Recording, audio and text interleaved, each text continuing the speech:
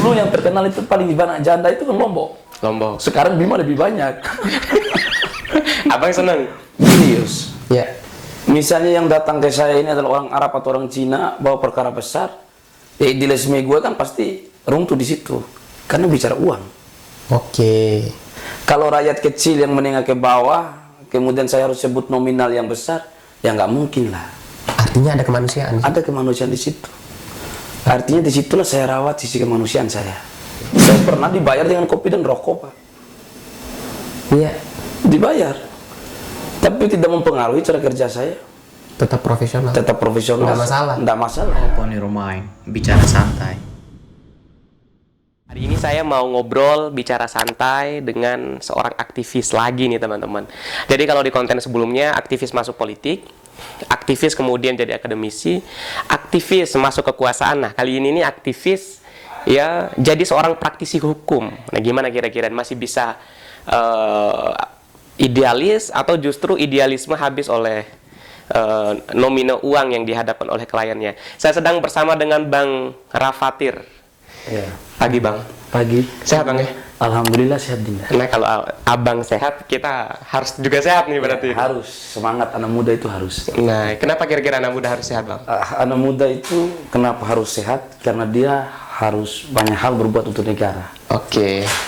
Jadi sehat itu bukan hanya sehat fisik, tapi sehat pikirannya juga. Sehat mental, Sehat mental, pikiran. Pikiran. Dan segalanya. Anak muda harus nggak boleh sakit, anak muda. nggak boleh sakit. Nggak Kalau boleh sakit sakit. kira-kira gimana Bang? Kalau sakit ya nggak ada yang menarik lah negara ini kan. Nah, karena itu juga kemudian Abang diundang di podcast Bicara Santai hari ini oke.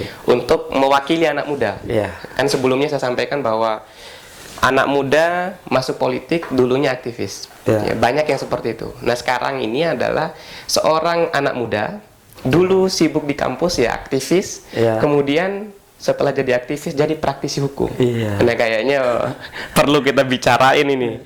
Ya kan siapa tahu idealismenya digadai dengan Iya, nominal uang tuh kira-kira seperti itu. Bang, sekarang Bang, kasus yang dipegang atau kesibukan apa kira-kira Bang? Kesibukan saya selain dari urusan petani dan lain-lainnya, saya lebih fokus pada praktisi, seorang Iya. lawyer. Ya, Untuk sementara banyak ada beberapa perkara yang sedang saya tangani, ya. ya termasuk urusan pidana, perdata. Tapi di Bima lebih banyaknya perdata yang lebih cenderung kita bicarain. Lupa saya sampaikan bahwa beliau ini adalah pengacara di Bima. Jadi di NTB ini ada Pulau Sumbawa, itu daerah Bima. Jadi cukup kondang lah gitu kan. Banyak sekali mendampingi para masyarakat, ya orang-orang yang membutuhkan perlindungan hukum dan bantuan hukum. Nah sekarang Bang, selain kesibukannya sebagai pengacara, kemudian aktivitasnya seperti itu, dampaknya untuk Abang dunia praktisi ini ada nggak perbedaan Bang? Dulu jadi mahasiswa sampai sekarang? Oh jauh. Tapi waktu zaman kita kuliah, zaman kita sekolah dulu, Ya. idealisme ini kan kuat, ya kan? Oke. Bahkan tidak digoyahkan dengan cara apapun. Kalau udah kritik, kita totalitas. Kalau udah melawan, ya harus habis. Gitu, Iya, kan? iya, Nggak bisa iya. setengah-setengah. Setelah saya masuk di dalam dunia praktisi, misalnya jadi lawyer, sisi idealisme juga itu masih kuat. Oke. Dia masih kuat. Jadi tidak semua perkara yang saya tangani itu harus diukur dengan nilai uang. Jadi orang datang konsultasi sama saya, ya saya kasih gratis-gratis saja karena saya anggap itu adalah ruang untuk diskusi saya. Oke. Kalau pendampingan hukum, ya kalau orang yang nggak berada dia sekedar bayar ngopi, beli rokok itu aja. Artinya jiwa idealismenya itu dari kampus sampai ke dunia praktisi tapi Iya, masih kuat. masih gitu. kuat.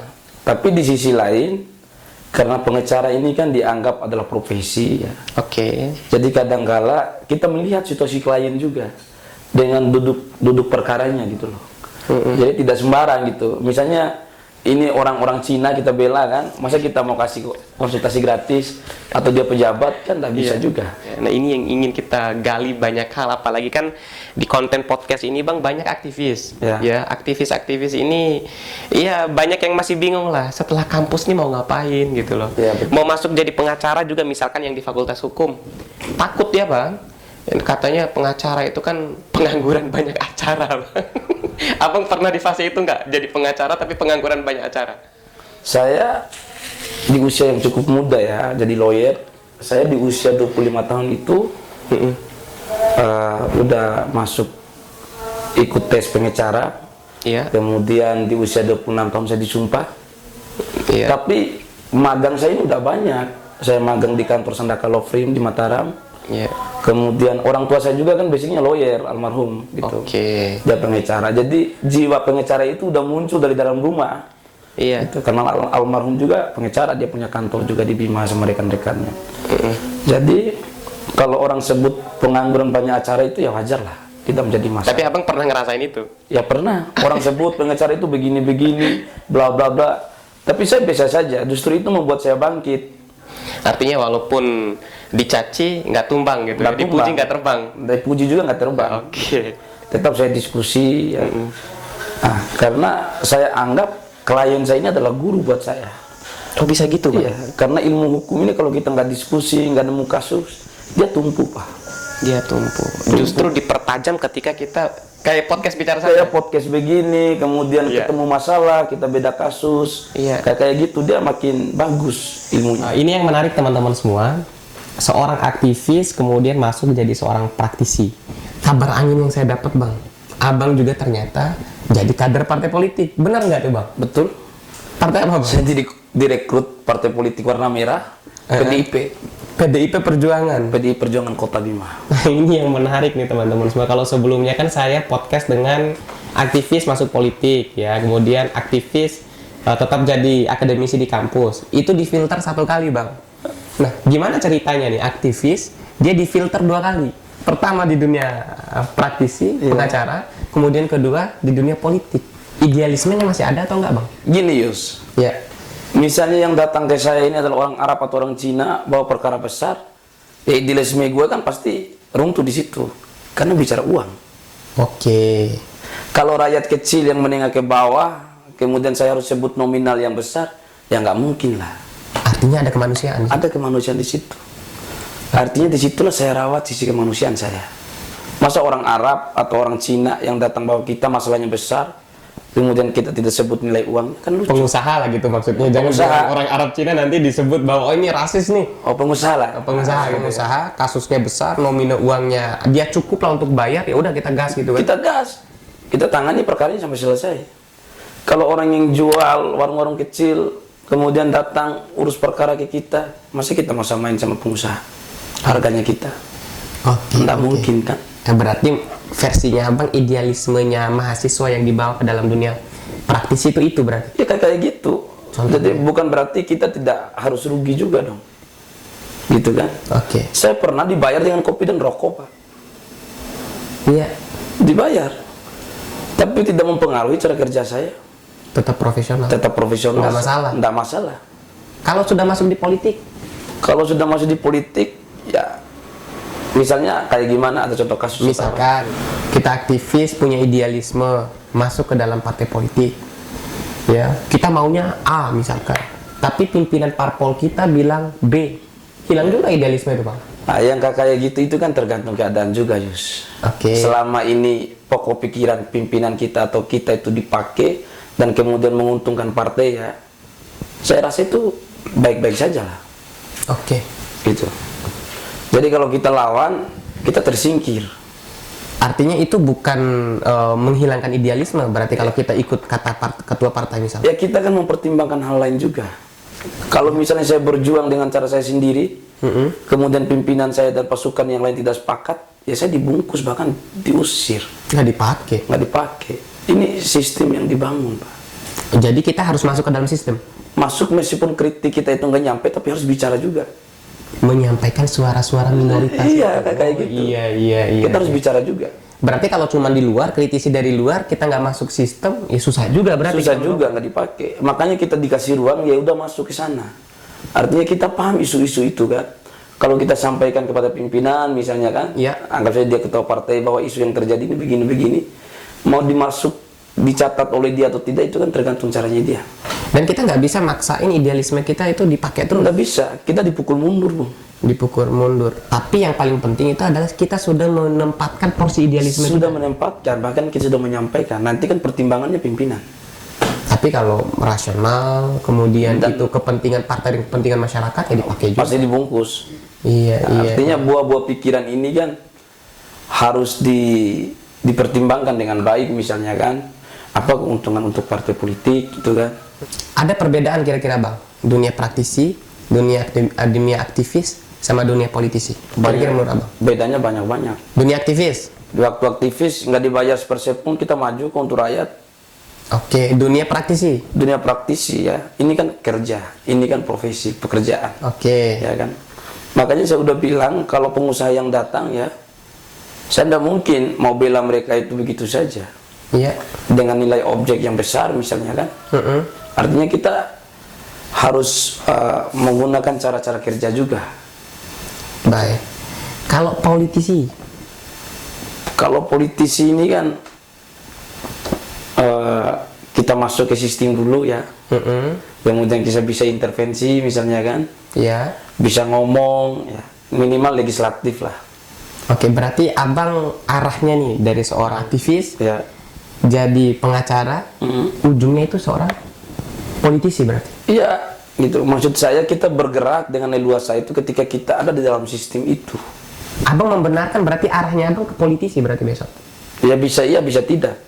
Untuk sementara. Ini jawaban diplomatis ya. Seorang aktivis ini bisa iya bisa tidak. Ini kita nggak tahu ke depan berarti. Bang. Karena yang kita hidup ini kan tergantung dari keadaan dan situasi, Pak. Oke. Itu. Tapi keinginan Abang ketika masuk di partai PDIP, masuk partai politik, Iya. minimal bisa berjuang di dalam sistem berarti. Iya, artinya kan buat kita perang itu kita harus masuk di sistem. Oke. Kayak gitu. Kalau kita perang dengan cara-cara yang lain, ya tentu saya rasa itu akan sulit juga. Tapi kalau podcast bicara santai ini Bang memilih berperang dari luar Bang. Justru itu bagus juga saya rasa. Iya. Artinya ini kan keterlibatan podcast channel YouTube Yusril Iza Mahendra ini kan bagian dari apa ya? Bagian dari edukasi ya. Iya. Edukasi untuk publik kayak gitulah. Iya, tapi yang seru Bang, di podcast ini walaupun dia membangun idealisme dari luar, membangun inspirasi, membangun kritik dari luar misalkan, yang kita undang politisi juga.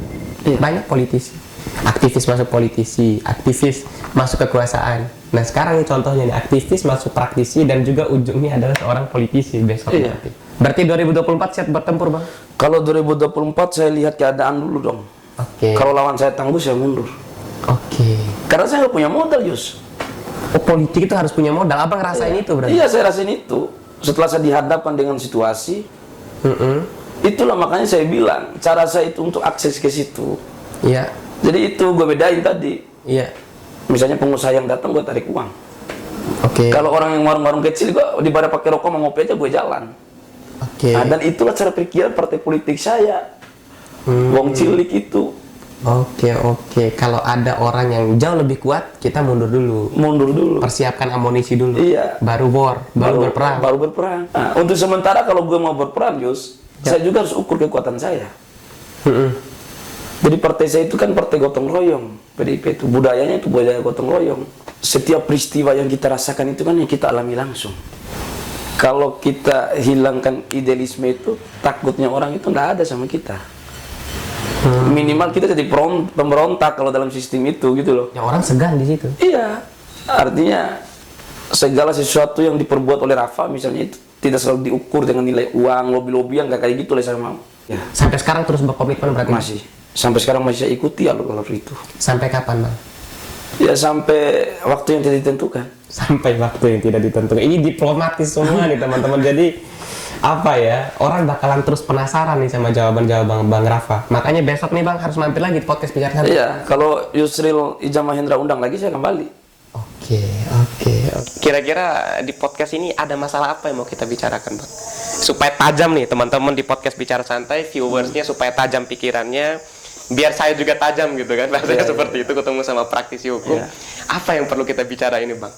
Sekarang Abang nanganin kasus apa sekarang? Saya sedang menangani kasus perdata lebih banyak di Bima ya, sengketa tanah, kemudian waris, ya, pidana juga jalan. Gitu. Kalau perceraian, Bang? Kalau perceraian sih tiap hari kita sidang. Gitu.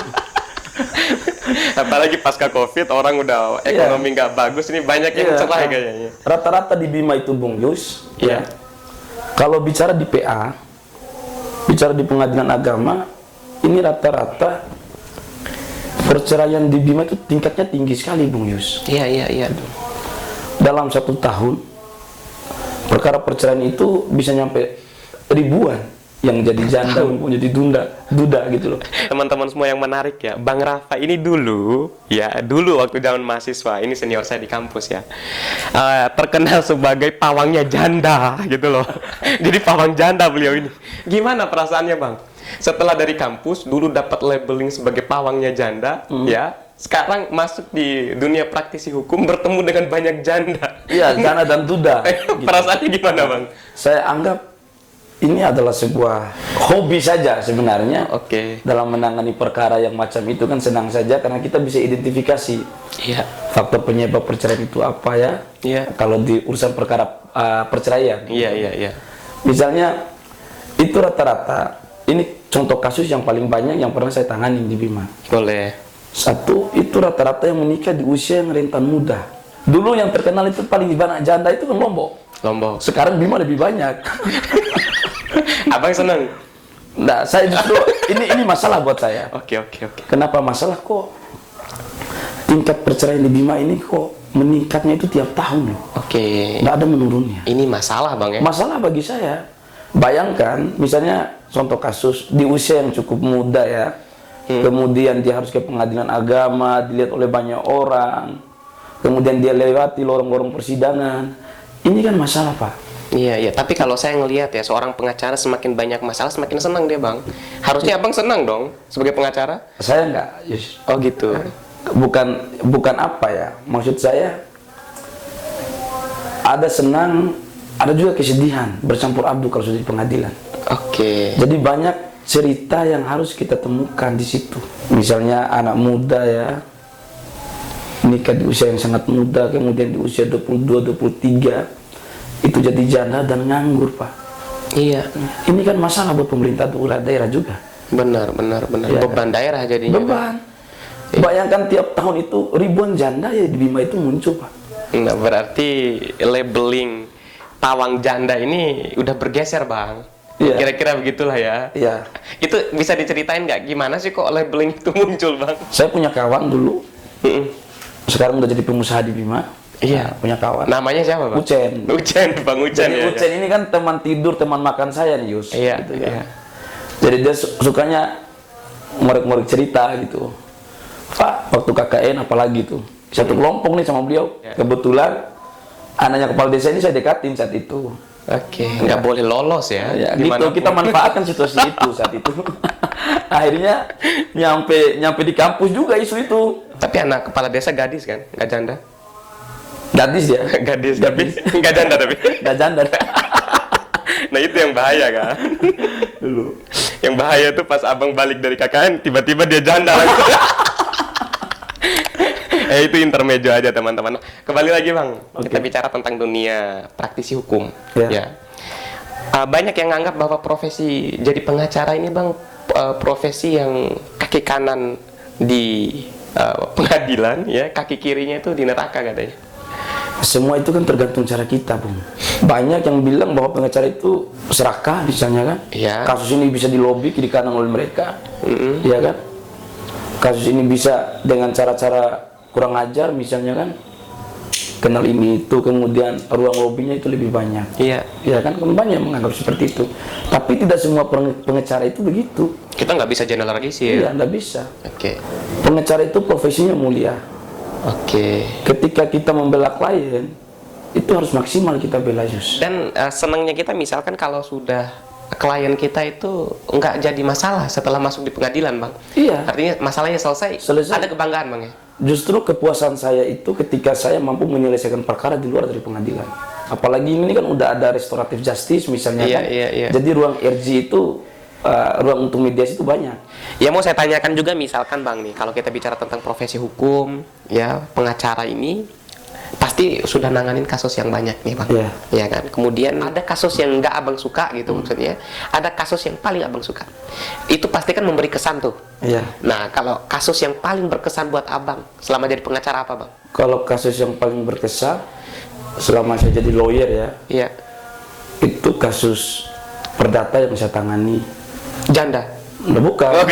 Bukan. Sampai hari ini nih saya tangani itu. Iya. Objeknya di Sape, orangnya udah nggak ada, udah di Labuan Bajo. Iya. Kita nggak dikasih apa-apa kok. Tapi berhasil. Masih sampai di kasasi. Letak kesannya maksudnya saya tuh apa bang? Karena nggak dibayarnya atau gimana kesannya? Maksud saya ini orang gitu kan, Iya. dia itu merantau, ya kan. Kemudian haknya diambil oleh orang lain. Iya. Kemudian dia pulang ke kampung tuh udah gak punya apa-apa. Lalu kemana saya harus cerita? Kan begitu. Oke. Kembalinya ke pengacara. Ke pengacara. Iya. Akhirnya kita maju dampingi dia. Iya, pengacara Rafathir. Kalau Bang Rafa ini nama aslinya bukan Rafathir, Bang. Bukan. Nama asli Kalau siapa? nama asli saya Hairul Fatin. Oke. Tapi nama pena, nama ditahu oleh teman-teman itu Rafa. Oke. Ini nama yang kalau kita di kampus dulu ya, kalau udah nyebut nama Rafathir itu, wah itu bahaya tuh. Playboy kalau di kampus dulu, Pak. Bukan playboy. Apa? Cuman banyak perempuan yang kenal. Wah, sih ya. Kalah kita Pak Ketua BEM ya, kalah lah sama Waktu popularitas. zaman-zamannya jadi band dulu. Iya. Ya kan? Mm-mm. Itu lagi naik-naik daunnya tuh nama Rafathir tuh. Lagi bagus posisinya saya. Oh. Nah, siap Bang. Nah, tadi kan yang berkesan. Iya. Ya. Yang paling abang nggak nyaman nanganin kasus perkara apa? Yang paling saya nggak nyaman itu tanganin perkara perceraian. Perceraian. Masa dulu labelingnya itu pawang janda? Iya, ketika saya tidak mampu menyatukan kembali hubungan dua orang suami istri ini. Ketika tidak harmonis kembali. Oke. Itu yang membuat saya tidak nyaman gitu loh. Artinya tingkat komunikasi saya itu nggak nyampe. Nggak berhasil. Iya, nggak berhasil. Ada beberapa perkara yang sudah saya tangani, kemudian mediasi dia nyambung kembali hidupnya. Senang dong abang. Bahagia saya itu. Iya, iya. Tapi yang membuat saya nggak nyaman itu ketika saya mediasi, Iya, kemudian para pihak ini tidak sepakat kan, iya. meskipun tidak kasih clue, kasih komunikasi segala macam, tetap mau bertahan bercerai. Kecewa saya. Kayak gitu Yus. Itu yang bikin artinya abang nggak puas saya. Itu sih saya mikirnya bang, karena abang dulu punya labeling pawang janda di kampus ya. Nyampe dia ke dunia praktisi juga, ternyata enggak gitu loh. Nggak mempan juga. Enggak mempan ya. Itu kan hanya bahasa guyon saja saat itu kan, Iya. teman-teman. Kalau Rafa ini begini-begini loh, kayak Tapi gitu. sebenarnya enggak. Sebenarnya nggak ada sama sekali. Enggak ada di kampus. Nggak ada di kampus. Jadi ini lagi bang, tadi udah kasus yang paling berkesan, kasus yang paling nggak suka. Ada image yang muncul di ruang-ruang publik. Kalau profesi advokat ini dekat dengan perempuan. Nah abang bisa nggak ngebendung itu? Kalau profesi advokat ini ya identik dengan perempuan gitu. Ya memang Karena nggak- cuannya banyak. bukan bicara cuan juga, tergantung cara komunikasi sih sebenarnya. Oke. Teman perempuan saya banyak. Tapi ketika saya bela orang, ya kan, saya harus profesional juga dong. Oke. Saya belum bisa pakai perasaan. Jadi saya harus fair, maupun itu teman perempuan saya yang paling dekat dengan saya, dia harus bayar saya. Oke, udah masuk di tahapan profesional nih. Iya. Profesional dalam artian saya harus fair ngomong sama dia. Iya. Kasus kamu ini begini-begini, kasus kamu ini begini nanti larinya, dan kamu bayar saya begini. Oke, saking enaknya bicara sama Bang Rafa ini kita sampai kelupaan nih bahwa di depan kita ada roti. Boleh kita makan Kita dulu. cicipi dulu Bang ya. Boleh.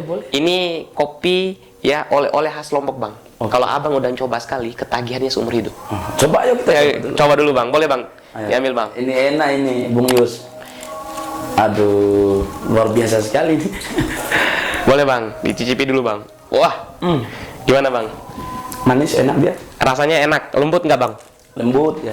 Jadi roti gembong Mandalika ini teman-teman, kelebihannya itu dia lembut dan lumer. Abang kalau udah balik Bima nih pasti mau. Bisa saya bawa nih ke Bima. Apalagi makan roti ini sambil bedah kasus. Jadi kalau buat teman-teman yang diet nggak bisa makan nasi di malam hari, diskusinya makan roti gembong Mandalika. Kita mau lanjut makan rotinya atau mau lanjut diskusi Bang? Enak rotinya ini. Mau makan terus saya. Mau makan terus. Udah saya bilang kalau udah coba sekali ketagihan terus. Tapi kita sambil diskusi aja Bang. Iya. Nah, tadi Bang, dunia praktisi hukum, dunia pengacara, identik sama perempuan. Ya Abang udah kanter lah kan bahasanya.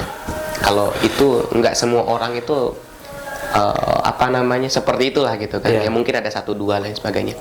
Tapi Abang di posisi yang ingin meyakinkan anak muda bahwa pengacara itu tempat untuk memperjuangkan idealisme juga. Benar nggak itu, Bang? Betul itu. Sejauh mana ya tingkat idealisme kita ini ketika dihadapkan dengan suatu perkara misalnya kan, Iya. masalah orang gitu.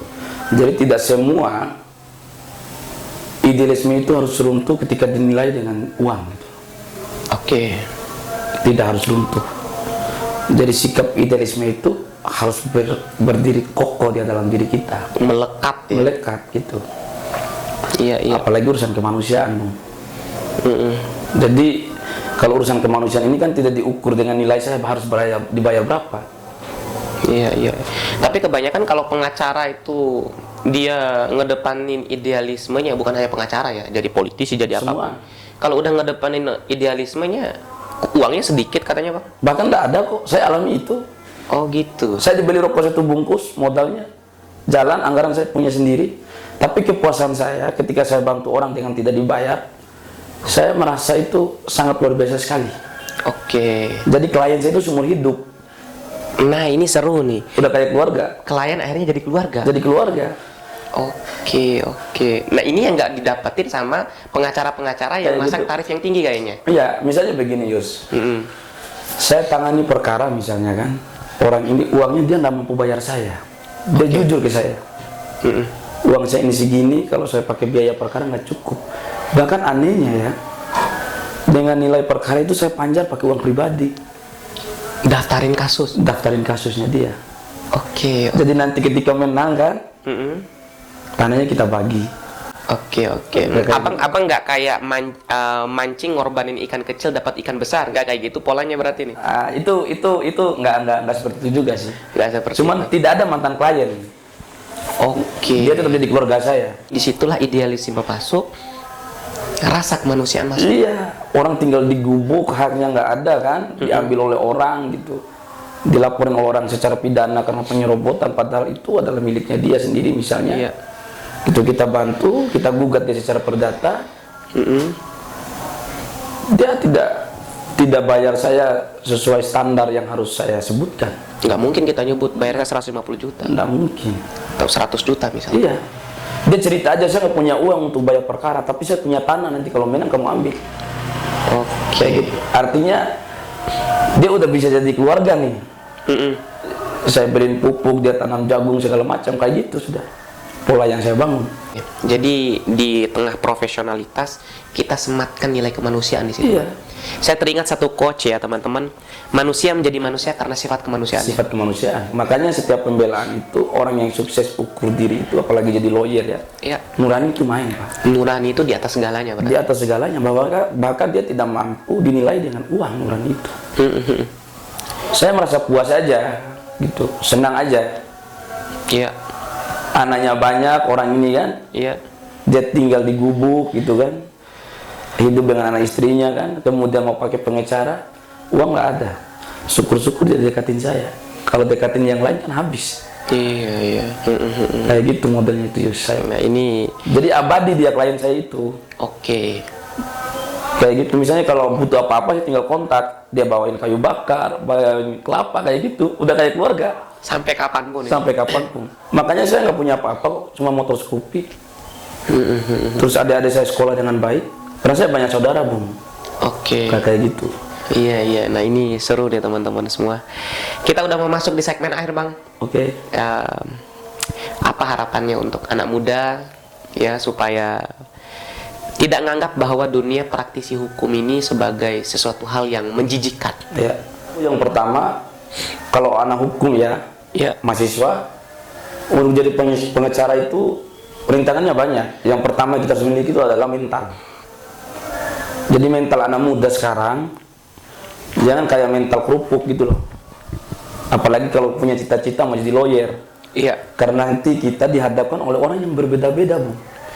Nah, satu jenis kita temukan itu ada preman, ada perampok, Benar. belum lagi kita diteror kalau lagi tangani perkara. Nah, pernah nggak Abang diteror? Pernah waktu eksekusi lahan di Dompu, Oke, ini nih sebelum kita cut ya, ceritain dulu, Bang. Gimana diteror, Bang? saya diancam, Iya. gitu kan, sama bos saya. Bos saya bilang situasi ini udah gawat, Pak. Mm-mm. Kita harus gimana? Ya udah perang aja. Bos saya banyak preman. Saya bagian dari preman itu juga. Nyampe di lokasi eksekusi kita udah ditunggu sama preman juga. Oke. Abang nggak ditahu pengacara waktu itu? Tetap ditahu. Oke. Itu gue ditunjuk pakai parang. Ngeri, Pak. Pernah ditembak dengan gas air mata waktu eksekusi di Dompu. Saya nangis saat itu. Itu ngerinya jadi lawyer gitu. Iya. Makanya kalau kita nggak punya mental yang bagus, komunikasi yang bagus, ya kan? Kalau hanya sekedar baca buku tanpa diskusi, saya anggap bisa saja. Sesat itu, Bang. Iya. Makanya mental anak muda itu harus bagus mulai dari sekarang. Oke. Jadi titik kebangkitan bangsa ini ada pada anak muda. Jangan mudah putus asa lah anak muda. Oke. Semangatnya harus semangat juang. Itu yang lucu. Iya. Ketika saya bayar preman Iya. untuk mengawal saya Yus ya, ternyata ada preman senior juga yang jadi lawan saya. Oke. Akhirnya preman yang kita pakai ini ciut, dia nggak berani maju di lokasi. Oh, berarti preman ini punya kelas juga, ada Punya seniornya kelas juga gitu loh. Iya. Ya, kok begini? Harusnya saya bayar kamu kawal saya dong. Jangan kamu duluan lari. Hanya lawan kita ini udah teriak-teriak nih, pakai parang segala macam nih.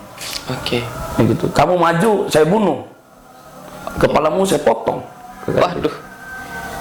Nah, di situ kita diuji profesional kita bekerja. Yang abang lakuin? Kita maju kok, robohin pagarnya. Oke. Kita eksekusi. Cuman selesai eksekusi, orang masuk lagi. Oh, gitu. Kayak gitu. Iya. Nah, ini cerita ya teman-teman ya. Pokoknya yang paling penting kalau mau jadi seorang pengacara, mentalitasnya harus kuat. Mental harus kuat. Mental kuat. Nggak usah mental kerupuk. Kalau ilmu nanti mengikuti, Bang ya. Ilmu itu saya rasa kita temukan tiap hari, karena tiap hari itu orang datang udah bawa masalah sama kita. Oke. Gitu ya. Karena makanya saya menganggap guru saya itu adalah klien saya. Guru itu adalah klien saya. karena dia yang membawa masalah. Karena dia yang bawa masalah. Oh, oke. Dan memang kadang, Bang ya, kita harus membuat anak tangga menuju masa depan itu kita yang buat. Iya kayak gitu. Iya. Ini kan tingkat proses saya rasa. Iya. Dan saya nikmati proses itu. Sampai sekarang Sampai abang sekarang. nikmatin. Iya, mau saya jalan kaki, mau saya hidup, saya tidak mengukur berapa nilai saya itu dalam bentuk benda yang saya miliki. Oke. Sampai kapanpun abang akan ada di jalan ini. Iya, Jalan pengabdian untuk kemanusiaan. kemanusiaan. Tapi jangan disalah tafsirkan ya teman-teman ya, karena udah ada di podcast seperti ini, berbondong-bondong ke Bang Rafa terus nggak mau bayar, bukan seperti itu. Kalau orang Cina Kalau Cina, Arab datang kita hajar. atau enggak pengusaha-pengusaha. Iya, kita hajar. Iya. Maksud saya tidak semua orang itu harus kita peduli. Misalnya mau kasih gratis, saya nanya dia saja, nggak juga loh Bung. Dan mudah-mudahan setelah podcast ini Ya mudah-mudahan yang menonton ya di Menonton. channel YouTube Yusril Ijaz Mahendra. punya banyak masalah. Ke Bang Rafa. Kalau punya banyak masalah, ya bisa kunjungi di kantor saya Oke. di Rafathir Law Office atau di LBH Manah Bima. Oke. Itu. Jangan lupa ya ke advokat Rafathir. Nah, ini teman-teman bicara santai saya sama dengan Bang Rafa. Sebelum kita tutup, Bang, Oke. saya punya satu souvenir untuk Bang Rafa sebelum balik Bima. Oke. Ya, ini bentuk terima kasih kami, Ya. ya, dan penghargaan atas pengalaman dan pikiran Abang. Siap. Souvenir ini teman-teman semua support dari OC Plakat ya. Ini ada di depan kita. Jadi ini tempat pembuatan souvenir paling recommended di Kota Mataram. Oni Kreatif, OC Plakat. Teman-teman khusus untuk mahasiswa, kalau mau buat souvenir seperti ini akan dapat kortingan khusus ya. Kalau udah kasih tahu, subscribe channel YouTube Yusril Ijaz Mahendra Official. Ini Bang, bisa diterima? Terima kasih banyak Bung Yusril Ijaz Mahendra. Siap. Ini simbol pikiran dan simbol perjuangan kita untuk masyarakat NTB. Terus berkomitmen untuk memperjuangkan nilai-nilai kemanusiaan dan idealisme. Siap. Insya Allah. Iya. Kita istirahatlah bicara janda, Bang. Ya, kita rawat itu. Janda ya? Jangan juga. Kita rawat idealisme kita. Kita rawat memanusiakan manusia kayak Oke. gitu. Tetap kita rawat. sampai kapanpun, dan mudah-mudahan abang mau mampir lagi di podcast Bicara Santai di momen selanjutnya. Kalau diundang sama Yusril Iza Mahendra saya datang. Oh siap, nanti kita agendakan selanjutnya. Oke teman-teman semua, saya Yusril Iza Mahendra bersama dengan seorang intelektual, ya, seorang aktivis, sekarang jadi pengacara. Assalamualaikum warahmatullahi wabarakatuh. Waalaikumsalam warahmatullahi wabarakatuh. Makasih banyak bang. Siap. Ya.